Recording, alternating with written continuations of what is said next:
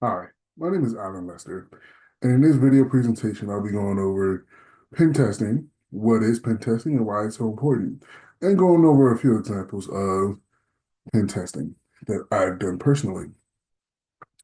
Now I'm going to share my screen so we can go over this presentation and how it can benefit your company. Now, first off is what is pen testing. Penetration testing, better known as pen testing, is a simulated cyber attack, sorry, the simulated cyber attack on a computer system or network performed with the goal of evaluating its security. It involves an ethical hacker or pen tester attempting to exploit vulnerabilities to see if they can gain access to the system or data. This helps the organization identify weaknesses in their security system and improve their overall security. What that definition means is pen testing, you have a tester who is an ethical hacker. They go into the computer system to see where the vulnerabilities. In today's world of cyber attacks, cyber security, cyber everything, the attackers have so many ways to infiltrate a computer system and steal data, leak data, can take sensitive information. What a pen tester does is try to see how an attacker can get in and block those vulnerabilities, make them well known to the company, to the IT team as well, and try to mitigate those vulnerabilities. Why is pen testing so important? Because we put so much information, so much data into our networks and our systems, whether it's a hospital, a bank, a school. And if people get their hands on that information, it can ruin people's lives. It could ruin companies. It can be very, very disastrous. And what a pen tester does is they make it a lot more difficult for attackers to get into their system and leak or steal their information. So what I'm going to go over is a few ways that I would test the system. The first thing I would do is start off is with an ifconfig. Now, a couple of these words kind of seem out of the way. What I'm going to do is I'm gonna go over this and then I'm gonna go over what some of these words mean, just so you can have an idea. So I would do ifconfig to find out both my IP addresses of my base computer. Usually we're using Kali Linux in this, so I'll find out what my IP address for my Kali is. Then I would do an nmap scan of the system, the host system, with the IP address to see what I'm attached to, see what I'm connected to. And right now we're using Metasploit. Metasploit is a vulnerable system. It's intentionally vulnerable to show, how people can get into a system. Then I will perform an OAuth scan, a NICTO scan, and then pinpoint some vulnerabilities. Now, like I said before, I kind of said a few words and names that you're kind of wondering, what does this mean? So let's figure it out. So the IFconfig stands for interface configuration, and it's an administrator utility to other operating system to figure out what the operating system is. You know, what the IP address is, what versions are running on the system, everything that the administrator needs to know, you can find it from the ifconfig. The Nmap, which is the network mapping, is an open source tool for network exploration and security auditing. It was designed to rapidly scan large networks, although it works fine in small ones as well. So while doing the Nmap scan, it's letting me know everything I'm connected to. It's letting me know, if there are ports open and where there are some vulnerabilities as well. Now there are different levels to Nmap scans. It can also show you what version the network is running. It can do an intrusive one to show you, all the vulnerabilities. And it is something that we definitely use to find out where an attacker can attack and where we can place some more security. The OWASP, which stands for the Open Web Application Security Project, is a nonprofit organization dedicated to improving web application security. Now, OWASP helps in so many different ways. They have a top 10 list of, attacks and vulnerabilities that basically help pen testers figure out what are attackers using to try to get this data, try to get this security information, try to get the sensitive information. So OWASP is definitely helpful in that way to letting us pen testers know what the new is of attacks. And by staying up to date, it helps pen testers protect companies because there's always something new, there's always something developing when it comes to attacks. Technology is ever developing, it never stays stagnant. So if you don't stay up to date, if you don't check OWASP, if you don't check other sites, you will become stagnant and it's going to hurt, the company because you don't know what's coming up next. You don't know how to protect the system. So what you see on the screen right now is the IF-config that I did on my computer trying to figure out what my IP address is. And if you look closely, it is 192.168.1.5. That is my host system. That is what I'm using to connect to Metasploit, which is the open vulnerable system that I'm penetrating. Right here is the Nikto scan. It didn't go up a Nikto scan, but it's giving me a broader, it's giving me a broader uh, information about the vulnerabilities of the system. It's letting me know what is open, what is closed, if something is closed, and where I could, find vulnerabilities to attack the system. Right here is the Nmap scan of my Metasploit 2, and what is showing me that all these ports are open and they're easily vulnerable for attack. Usually, a lot of times people are attacking the port 80, which is the internet port. I can be a little more technical, but I'm not.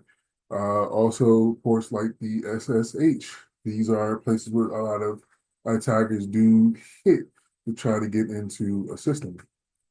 And right here is showing me that all of it is open. There's a lot of vulnerabilities. Like I said, Metasploit is very vulnerable. It's built that way. Well, here's the OAuth scan. The OAuth scan is letting me know exactly what is missing, exactly what is a major concern. This is something that is used by a lot of pen testers, but it should be used by every pen tester, honestly. But by a lot of pen testers, is showing me where anybody can attack. So if you look closely, you have some red flags, some yellow flags. One of the red flags is that the absence of an anti CSRF, which is cross-script networking, meaning that there's nothing protecting somebody injecting a virus or injecting malware into your computer system. If you're a network-based or if you're a web-based company, let's say Best Buy, and you use a lot of advertisements without this protection, an attacker could put in a link where if you click it, it's going to either inject a virus or it's going to give them access to your network. Seeing stuff like this as a pen tester lets me know that, hey, I need to take care of this. I need to put in some security for this in some way to make sure that this is no longer a vulnerable spot. Now, how would I protect my network, or the company's network? One thing is to do patch management. What patch management is always updating. There's always a vulnerability that's going to pop up. Prime example, if you have a cell phone, whether it's Apple or Android, we'll go with Apple. If you have Apple phone, they always have these updates, these system updates. And you really don't know what to do. They just push them through to your phone. Hey, you need to update your system. What that's doing is one, patching up some security, some holes that the operating system had when they first launched. It does upgrade or update your processor, making things that, you know, is able to handle. Programs that weren't on there before, they put them on there now, especially for security reasons and sometimes for a little fun. But that's what patch management is basically going in and adding protection to the system. Now, there's two different types of patch management. Is one is you can just push it through to the system and it just goes by itself, it does its own thing. And you can do manual where you would have to give up your laptops or your computers and let the IT team go in and do some patches, which is more hands-on, it's more secure, and it definitely does help to protect the system.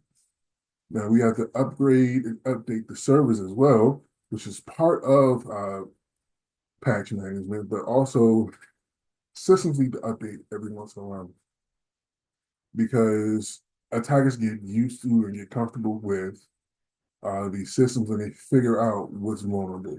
Right. There's, like I said before, there's always going to be some type of vulnerability when it comes to these networks, these computer systems, and attackers, all they're doing is trying to figure out where can I get in? Where can I slip in with this new stuff?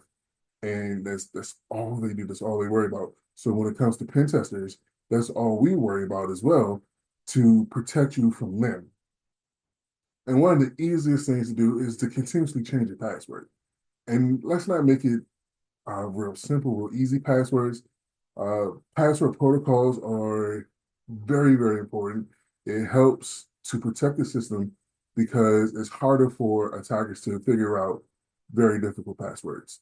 If you're using your birthday, mom's maiden name, things like that, those are things that are easily figured out. But if you're using, 12 digits, uppercase letter, special figures, and numbers not in sequential order, it makes things a lot more difficult. And they have to run programs to figure out your password. And those programs take a long time to uh, run. And so if you're consistently changing them, maybe if you're real, you know, you can do it every 30 days, you can do it every 60 days.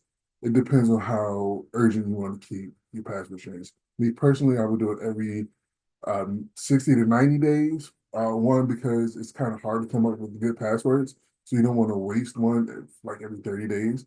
So every 60 to 90 days, give you some time to get used to that one and figure out another one when it comes. And you want to add some firewalls. Firewalls are very important. There are three different types. We'll definitely go over firewalls a little bit later in this presentation, but firewalls definitely help protect your computer system and your network. So right now, this is the server update that I did for Metasploit, basically saying, hey, I'm going to update the system so to ensure that all the vulnerabilities that were there beforehand are no longer there. Sure, there'll be some vulnerabilities down the road, but that's why we test. So updating your system is definitely giving more information, more protection to your system. I also did an upgrade. Upgrading is a little bit more advanced than updating. Upgrading, the best way I can put it is if you watch any of the Marvel movies and you're watching Iron Man suit gets upgraded every single movie. So what he started with in the first movie, he upgraded his suit so it's more protection, more weapons, advanced technology. That's what upgrading is staying with the advancements and with technology and going above and beyond. So by upgrading your system, it's adding more protection like the update does, but it's adding greater protection. And this is changing the passwords as well. Changing the passwords is super key. It's the ground level of protection because if everything is password protected, it's hard to get into the system. There's many different attack surfaces that happen. So if you're protected with a password, the internal threat doesn't happen because they don't know your password. And external threats are harder because they have to crack your password.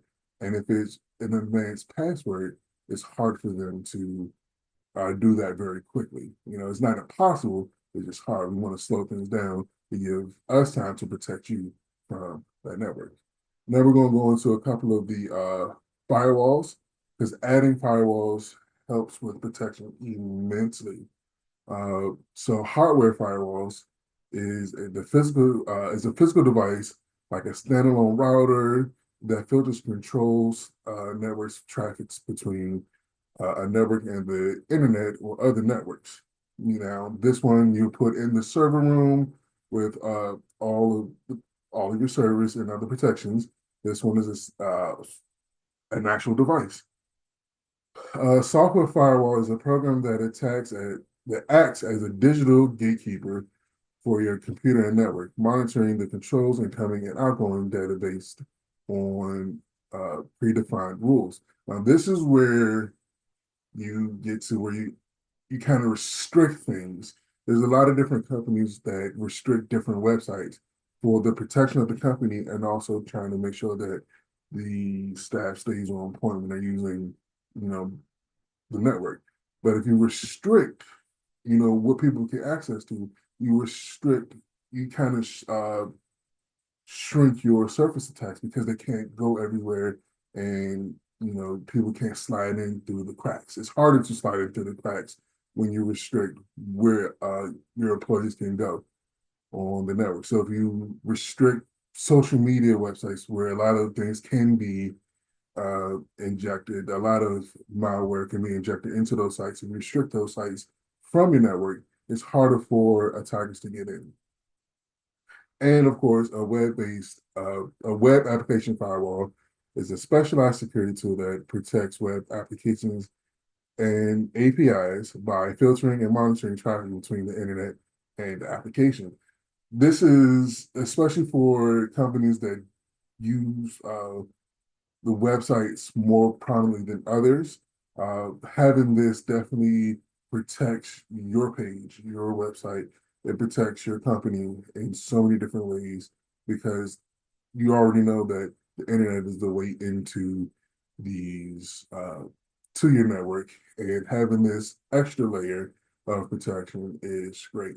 Now, having just one of them helps out immensely, but having all three is giving you layers and layers and layers of protection.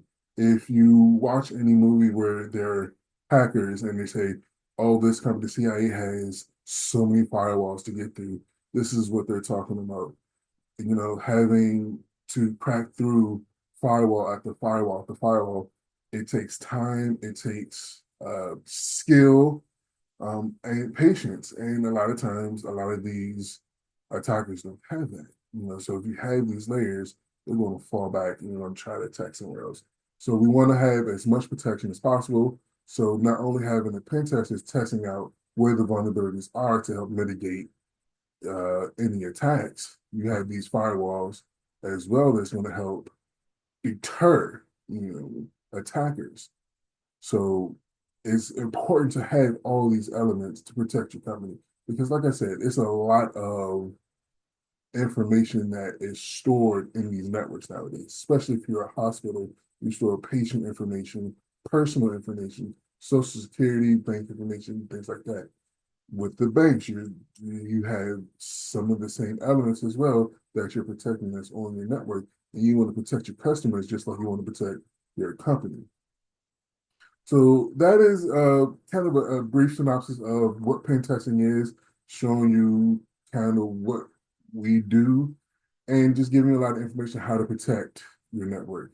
Once again, I thank you very much for watching this video. My name is Alan Lester, and I hope you have a great rest of your day.